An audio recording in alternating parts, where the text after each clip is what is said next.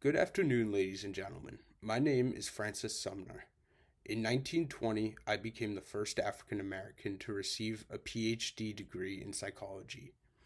Being from Arkansas, I did not have much of an opportunity to receive an education, as the opportunities for African Americans in the South were limited. I was fortunate enough to receive an elementary education in Norfolk, Virginia, in North Plainfield, New Jersey. However, the high schools for African Americans at the time were so inferior to the white schools that I refused to attend. Fortunately, with the help of my father, I learned enough to gain entry by examination to Lincoln University in 1911. After receiving my bachelor's degree in language and philosophy from Lincoln, I met G. Stanley Hall, who was the president of Clark University and a psychologist. He encouraged me to study psychology at Clark. After receiving two more degrees, one bachelor's from Clark and a master's from Lincoln, I found myself undecided on whether to continue my doctoral degree in German, my doctoral studies in German or psychology. As you can see, I chose the latter for some financial support from Dr. Hall, but I didn't choose psychology to make money or become well known. I chose psychology because it was being used as a weapon against African Americans and other minority groups who did not fit into the white man's historical ideal.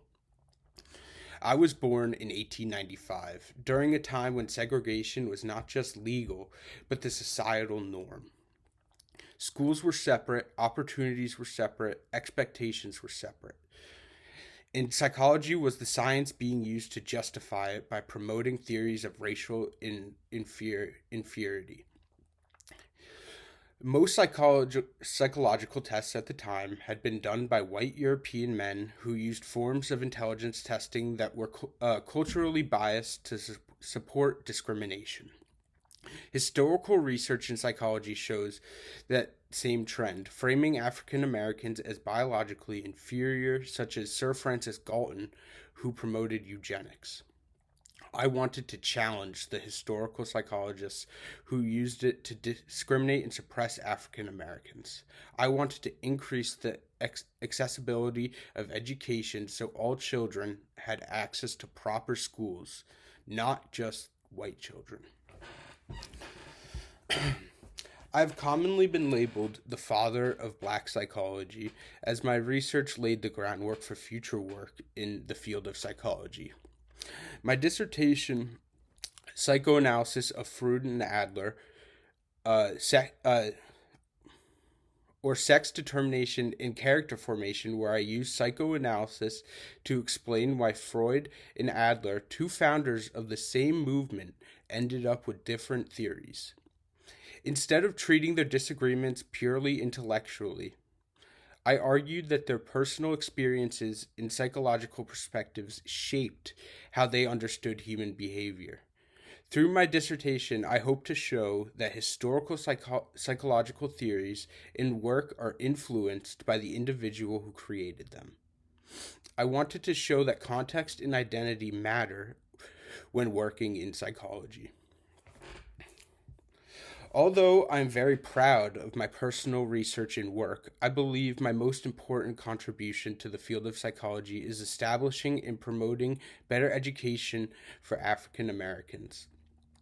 Over my 26 years teaching at Howard University, I established courses for studying religion, equity in education of black students, psychoanalysis, race psychology, and social justice.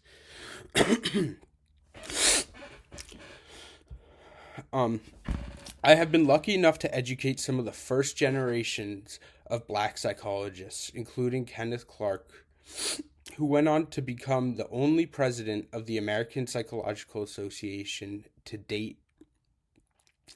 He was one of the core researchers in the famous doll studies that begun at Howard University and influenced the 1954 Brown v. Board of Education decision that outlawed racial segregation in public schools and public spaces.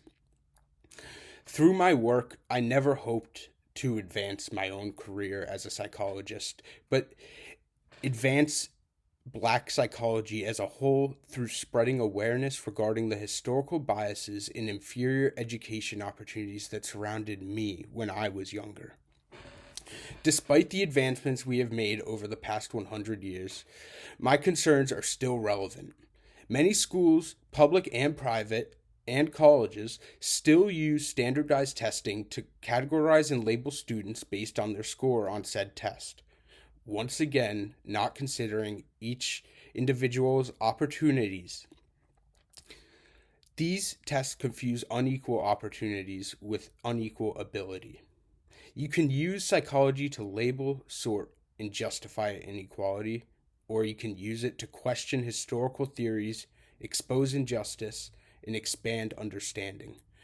The future of psychology will not depend on better tests, but better questions. Thank you.